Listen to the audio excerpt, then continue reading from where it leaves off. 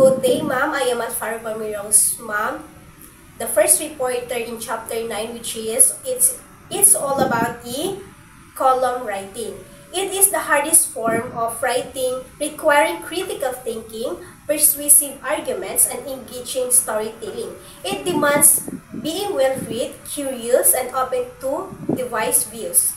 Success comes from developing a unique voice and analyzing established columnists.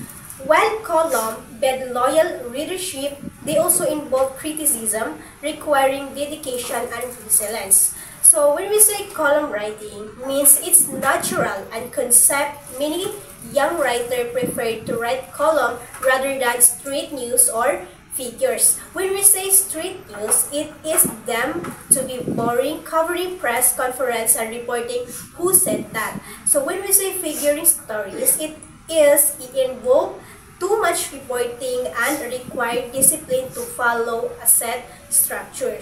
Here we have 7 types of columns. First is editorial news commentary column. When we say editorial columns, ito yung mga opinion natin or nilalagay natin yung sariling opinion natin about doon sa mga binabalita natin or sinusulat natin. Second naman is meron tayong variety or humor column. Kapag sinabi natin humor, when we say humor, ito yung binibigyan natin ng nakakaaliw para makuha natin yung attention ng mga listener natin o ng reader natin. So, third one is meron tayong personal or chatter column. Kapag sinabi natin personal column, ito yung, for example, is binabalita natin or sinasalaysay natin yung buhay ng ibang tao. Which is, for example, binabalita natin yung about sa mga shoulder natin, yung sinasabi natin ng mga sundalo, yung mga shoulder ng Pilipinas. So, kapag binabalitan natin, so, di ba, mayroon mga doon na in-explain nila yung bawat personal na experience or nangyari doon sa mga sundalo. So, yun yung sinasabi na personal column. Fourth one is meron tayong hodgepodge column. Kapag sinabi nating hodgepodge column, ito yung halong-halong paksa or iba-iba yung ini-explain natin. For example, dati doon sa TV Patrol, so di ba, iba-iba yung nire-report nila. For example, may Star Patrol, so meron namang iba-iba kung every day is iba-iba yung binabalita nila. Yun yung number 4. So number 5 is opinion column. When we say opinion column, it is opinion ng mababasa sa pamamagitan ng survey o sulat sa editor. So, kapag sinabi natin yung open column, according sa research ko, is ito yung opinion naman ng mga nagbasa o nakarinig doon sa binabalita natin. So, ang differentiate ng number 1 at saka number 5 is yung number 1 na editorial is ito yung opinion mo as a writer or as a column writer. So dito naman sa number 5 is ito yung opinion ng mambabasa. So number 6 is exchange column. Kapag sinabi natin exchange column, artikulo mula sa ibang paaralan na nagbibigay holistiko o balita. Kumaga kapag sinabi ng exchange column, when we say exchange, ito yung kumaga nagpapalitan kayo ng idea ng ibang writer, ganon. So, number 7 is meron tayong book column. So, when we say book column, it is maikling review ng libro na nagbibigay ng idea at gamit nito. So, kumaga, ito yung kinukuha nating reference mula sa books. When we say books column, so, next one is meron tayong tips sa pagsulat ng column. We have 10 tips dito. First is, may tinatawag tayong write with convince. Ito yung ipahayag ang opinion ng buo at malinaw. Kapag sinabi natin write with convince, dapat yung sinusulat natin na news or any kinds of paper, dapat nakukonvince natin talaga. Yan yung pinaka number 1 na goal ng mga writer is makonvince nila yung mga reader nila or yung mababasa nila. Second is meron tayong maintain your focus. So dapat tumutok sa isang paksa lang, hindi yung paiba-iba tayo ng pinag-uusapan. For example, yung sinusulat natin na column writing is all about disaster. So, tapos nilagyan mo na naman, doon sa disaster na yun, ang dami mong pinasok na other types. So, hindi yun pwede kasi magugulo or makukonfuse yung mga reader mo. So, third one is understood opposing viewpoint. So, alamin at sagutin ang kasalungat na opinion. So, for example, as a writer, so, dapat yung alam mo na posible na itatanong ng mga reader mo is dapat nandoon na doon sa sinusulat mo. Gets? Yes, gets. Number 4 is refer fact. Kapag sinabi natin refer fact, ito yung suportahan ng opinion ng mga datos mula sa mga isang source. So, when we say refer fact, ito yung, for example, nagkuha nga tayo sa books or kahit sa reference pa natin na nakuha. Dapat yung reference na nakuha natin, dapat suportahan natin yung idea nila. Magbigay tayo ng opinion about doon sa nakuha natin na reference na idea galing sa ibang writer. So, number 5 is we have use analogies. Ito yung gawing simple at ang pagsagamit ang retable na halimbawa. So, for example, is dapat understandable yung gagamitin mong title or paksa. Kasi kapag yung mambabasa is tamad, tapos nakita niya na, ay, parang makikurious siya sa binabasa niya na parang mawawalan siya ng interest doon pa lang sa paksa. So, lahat ng buong kwento or buong sinulat mo is hindi na yung babasahin. So, dapat use analogies. Number 6 is we have be critical. So, dapat sa bawat sinusulat natin, dapat critical tayo. Dapat sigurado tayo sa mga sinusulat natin. So, number 7 is do reporting. So, alamin ang tunay na nangyari sa pamamagitan ng reporting. So, dapat yung paksa na isusulat mo, dapat alam mo yung buong nangyari doon. Dapat alam mo yung, for example, dapat nga sagutin mo yung mga tanong ng mga reader mo. So, dapat dito sa number 7 na do reporting, dapat alamin mo yung buong kwento para maintindihan ng mga reader mo. So, number 8 is localize and personalize. Lugnay ang paksa sa personal na karanasan o local na issue. Dapat doon sa gagawin mong gagawin mong essay or doon sa column writing na yun, dapat ilagay mo doon kung saan ang location nun. For example, ang column writing mo is, for example, is dito sa Parang. So, dapat naka-indicate doon na itong pangyayari na to or ikaw na writer na to is sa Parang. Dapat mayroon siyang localized. So, number 9 is be passionate. So, ipakita natin, dito sa be passionate, dapat ipakita natin yung interest natin, yung emotion natin. Dapat yung mambabasa is makuha natin yung emotion nila. So, number 10, last one is provide solution. So, dapat, for example, may mga problem doon sa sinusulat natin na column writing. So, dapat, if may nasabi tayo ng mga problem doon, dapat meron din tayong ma-provide na solution. Hindi yung puro na lang problem yung nandoon. Kasi, paano masasagot ng mga reader or paano malalaman ng mga reader yung solution kung pati ikaw mismo na writer is hindi ka nagbigay ng solutions. So, next one is we have a suggestion for beginning columnist. So, meron tayong 6 dito na pwede nating gawin. Yes, pwede nating gawin as a writing column. So, first is give the reader timely, helpful information. Number 2, develop a structure and keep it right on a regular schedule.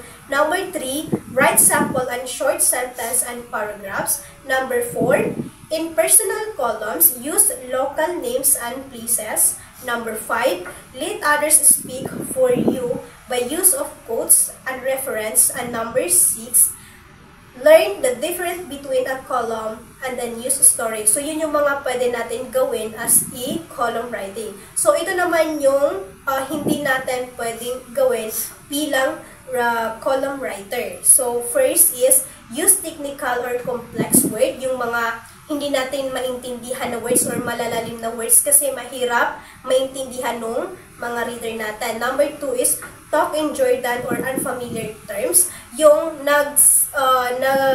nagbibigay ka ng mga unfamiliar words doon na hindi maintindihan ng mga reader. Third one is include too much detail or material. You should be stimulating interest, not exposing a subject. So, yun yung, kumbaga, yung hindi naman nonsense, so nilalagay mo pa doon. So, nakakaubos yun ng time at napapagod magbasa yung mga mambabasa mo. So, last one is we have a refer to yourself as a third person. This author you referred or quote yourself, Jimmy and John said instead, use mine. So, kapag may yung mga idea nga na ilalagay mo doon, maggamit ka ng third person na para mas wag tayo gumamit ng third person. Kasi kung for example is yung idea is mula sa ibang writer, so hindi natin pwedeng sabihin na it is mine. Kasi dapat gawin natin na kumbaga parang third person bagod tayo kasi makakagain tayo ng plagiarism kapag hindi natin sinabi yun. So, that will be my reporting. So, the next one is another video. Bye! Good day everyone, I am Anissa Kamsabra and my report is about editing, proofreading, and copy editing. So, editing, proofreading, and copy editing are often assumed to be the same thing, but they are not. So, let us tackle first what is editing. So, editing is when someone looks at a document to improve it by removing sentences or paragraphs that don't work well, making the document clearer and easier to read. For instance, the weather today is bad, but yesterday it was very hot, which made me sweat a lot.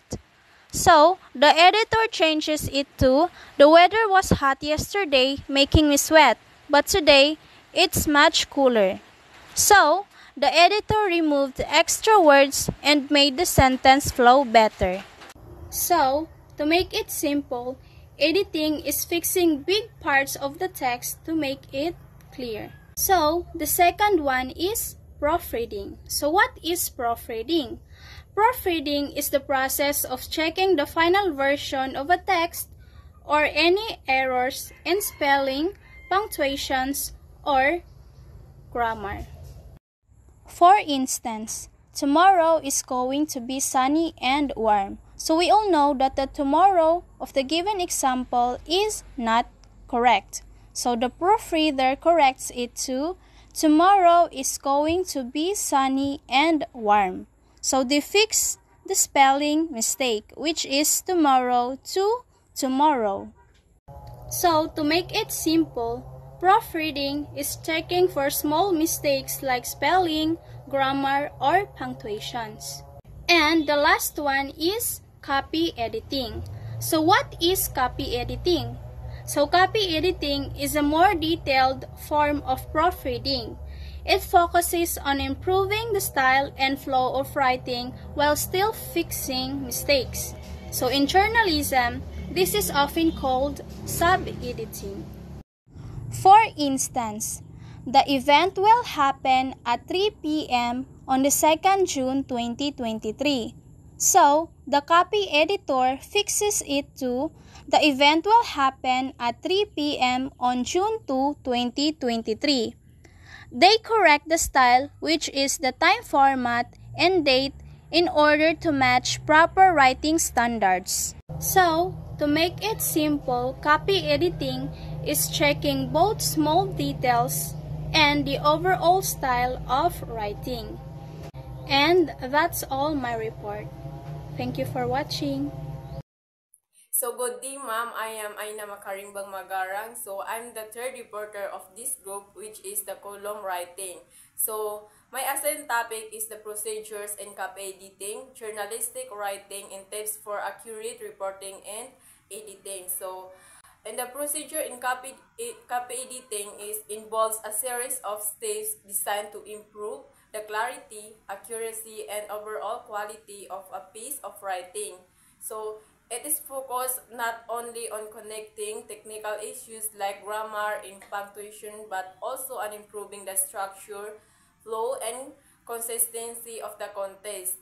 So, here how the copy editing process would work step by step. So, number one, read the whole articles first to determine what kind of story it is. So, first is the editor reads the entire articles to understand what the story is about. So, examples, new or function, and opinion. So, this helps the editor understand the context and set the right expectation for the editing process.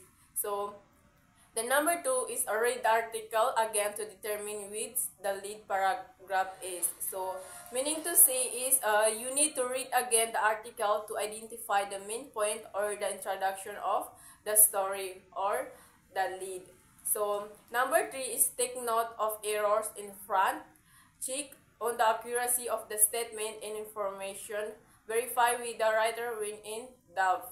So, meaning the editor looks for any mistake in facts. If something seems incorrect or unclear, they ask the writer for clarification or verification. So the number five is read the story again and mark all paragraph beginnings, then correct errors in grammar, spelling, and punctuation in style using copy editing symbols. So number six is improve the organization of the story. Make sure the lead feature the lead facts. So meaning the editor ensures the articles is logically organized and that the lead paragraph clearly present the main story or fact. So the number seven is check the length of the story and then prepare the clean copy. So meaning the editor ensures that the articles meets the required length, whether it's too long or too short. If needed, they will adjust the length by adding or cutting content. So, the number 8 is write a very catchy and fitting headline for the story. So, give the printer's mark for both the body and headline and circle the slug line. So, the editor creates an engaging headline that fits the story. So, they also mark the text and headline appropriately for printing. So, the last number is the articles is now ready for printing. So, meaning after completing all correction and adjustment, the article is ready for printing or entire publication. So, dito naman tayo sa journalistic writing. So, according to Roger Mood, award-winning TV journalist, journalists cannot march in the parade.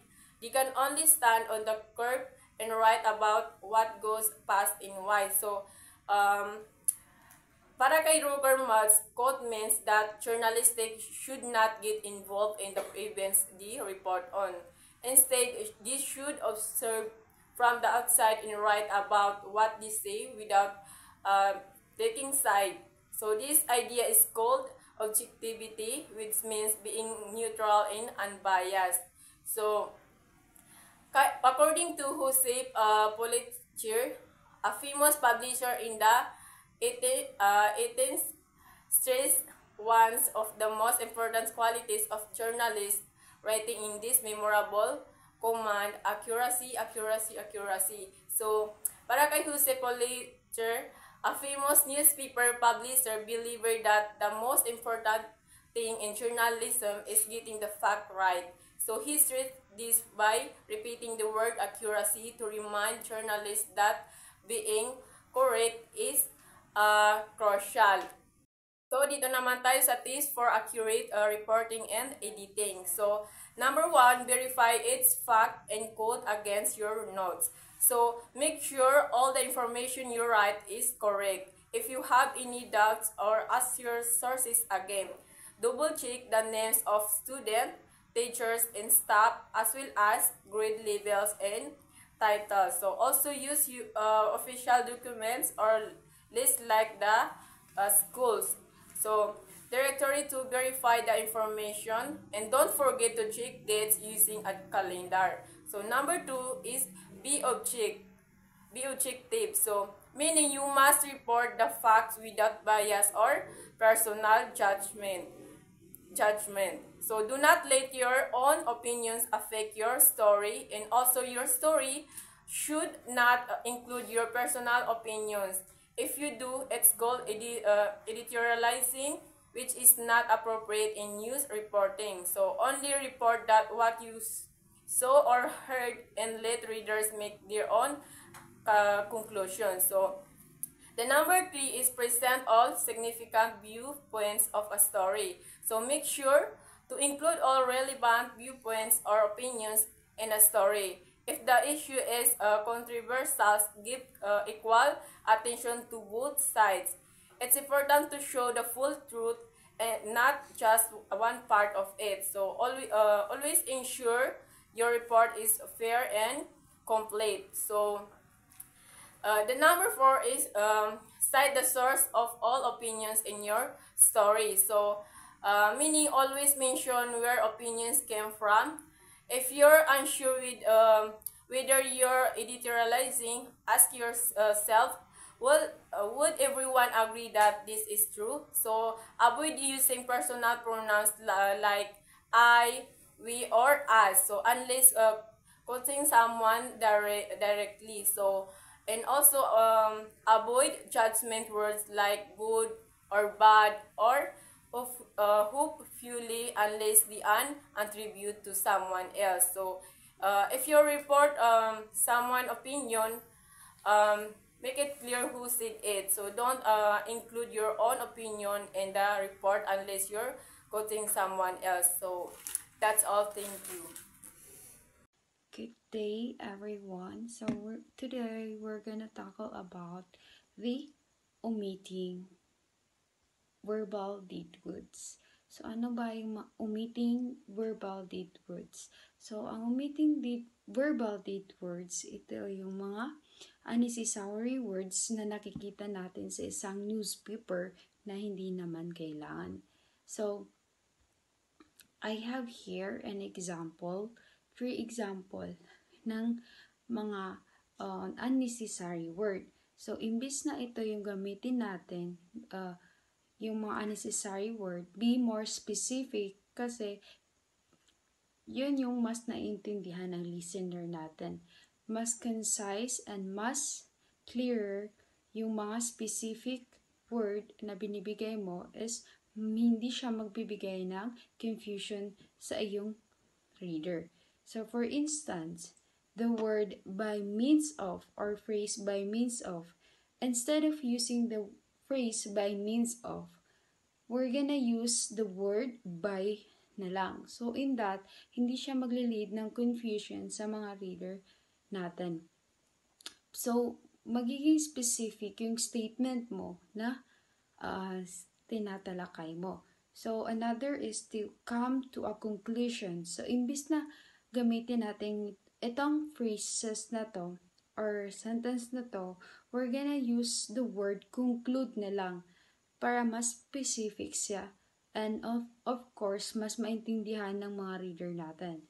And another example is the word united in whole matrimony. Imbes na gamitin natin itong sentence na to, we're gonna avoid it using this. Instead, we're gonna use the word married. So, magiging more specific siya pag ginamit natin yun. Mas maintindihan ng reader natin pag ginamit natin yung married na word kaysa sa doon sa sentence na sinabi ko kanina. So, mas magiging clearer siya and magiging efficient yung statement mo. So, we're gonna avoid using the unnecessary word para mag-iwas confusion siya sa mga reader natin. So, there are a lot of example of verbal deed words. So, did you get it? So, let's proceed sa avoiding redundancies. So, of course, we know naman what is redundancies na redundancies. Ito yung mga word na nare-repeat or nare-repeats natin. So, kadalasan ito nakikita nakikita natin sa mga article. Yes. Hindi talaga ito maiiwasan. Pero we're gonna try to avoid it. So, merong mga common words or phrases na binigay dito. So, na nahahanap natin sa article. So, for instance, is yung phrases na advance warning. So, it is obvious na redundancies siya because gumamit na tayo ng warning doon. Yung warning na yun is alam naman natin na before ahead siya. So, we don't need to use the advance kasi redundant yung statement natin. So, avoid na lang natin yun. Huwag na natin dagdagan yung statement natin na huwag na natin dagdagan yung statement natin para mag-lead siya ng confusion sa reader. So, we're gonna avoid that. So, another one is number 2 is the actual fact. So, we don't need to use the word actual there because it's stated naman na fact siya. So, hindi na natin kailangan ng another word na magsusupport sa kanya because it's already stated there na it's fact. So, if we're gonna use the actual word there, redundant na din siya. And of course, the phrases forever and ever. So, redundant din siya because the forever is similar siya sa meaning ng ever. So, we don't need to use the word ever there because it's already stated na forever na siya. So, we're gonna avoid that using that kasi redundant yung statement natin. And so on and so forth. Ang daming mga word na redundant doon. So, we're gonna avoid na lang yung mga redundancies na same meaning pa rin.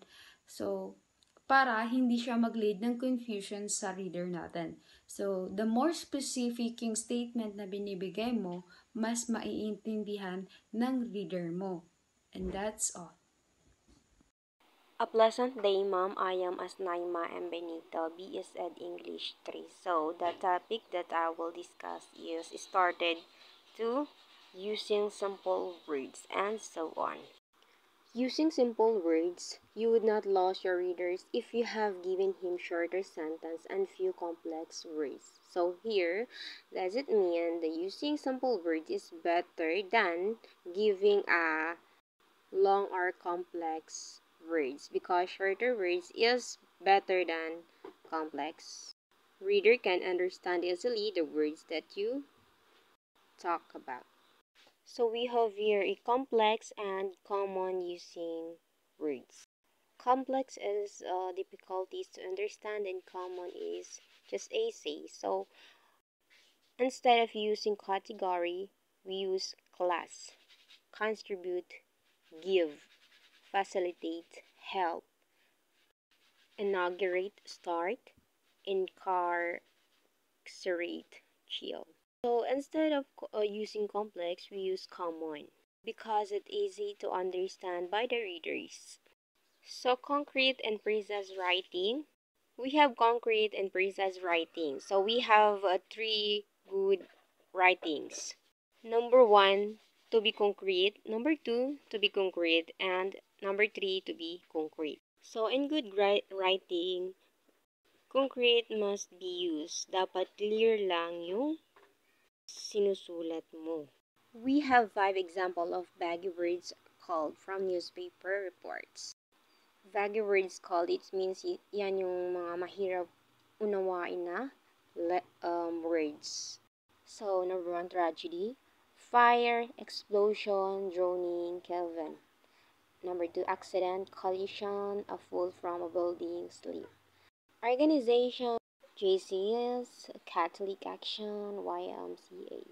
Ceremony, wedding, mass, award. Legal action, result for damage, criminal case. Headlines refers to the title of any newspaper. So the headlines is very important to the newspaper or news story because that is the first seen by the reader, and if it is attractive, they will be interested to read your news story. So, in headlines, firstly to do is to give the gist of the news. Number 2, present the news for rapid service reading. Number 3, indicates the relative importance of the news. Yes, that is very important to the news.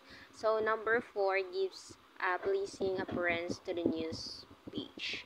So, we have here also the guidelines and headline writing. So, firstly, we have read the story first. Yes, that is very necessary. Number 2, clues to the headlines are usually in the lead. Number 3, use the shorter word possible. COP, police, NAB, arrest, mishap, accident. So number 4, we have always have a subject and a verb.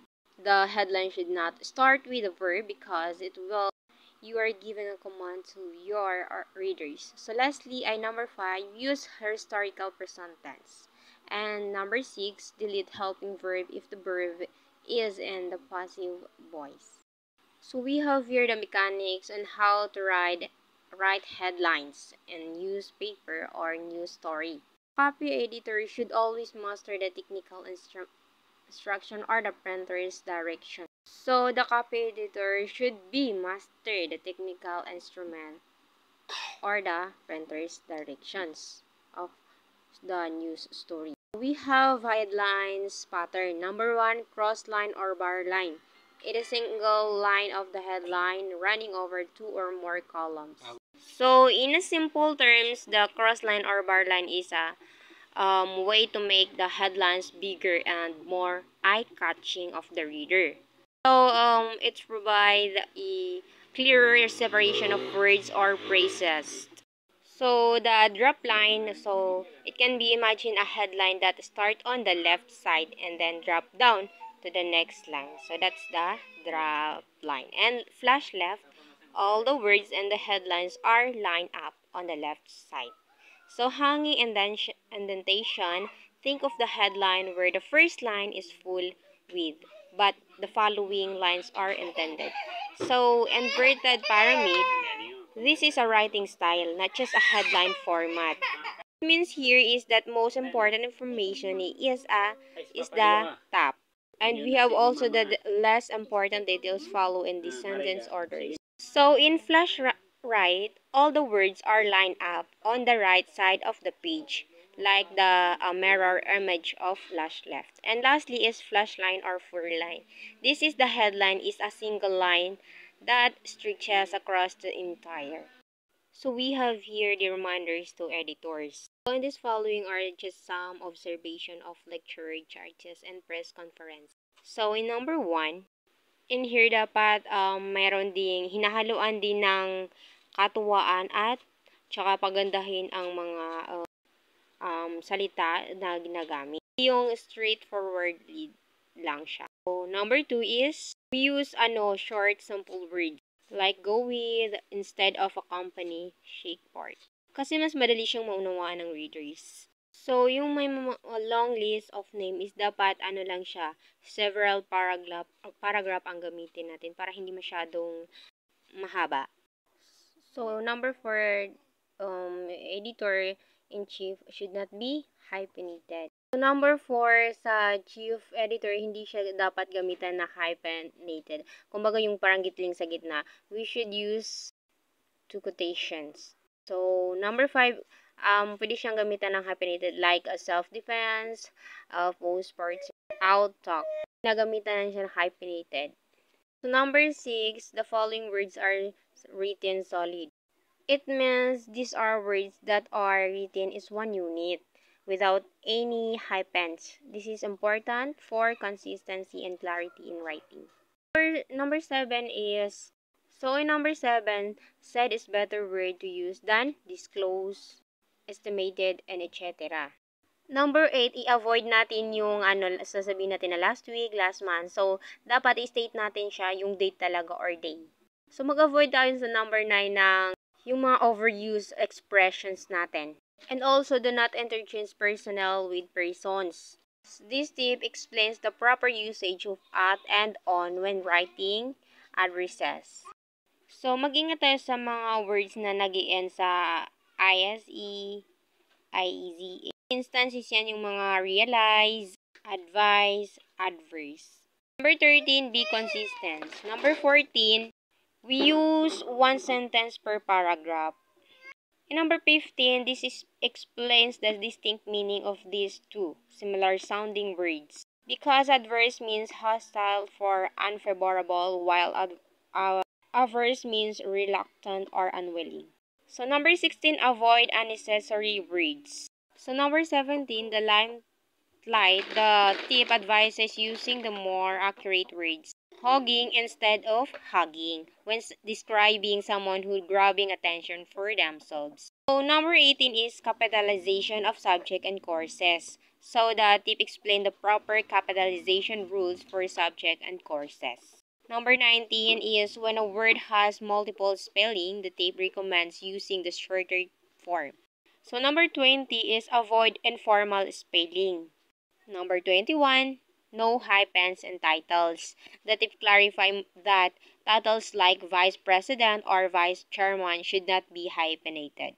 So in number 22, the height vs during the height. These tips recommends using the height instead of during the height when referring to a peak or climax. So number 23 is avoid weak sentence starters. These tips advises against starting sentence with weak words like on, the, or phrases like at a meeting, it is or there is. So it encourages more impactful sentence beginning. So here naman sa 25 is yung caption is short siya pero nagbibigay siya ng mas maraming informations. Number 26 naman, i-avoid natin yung clinchy caption starters.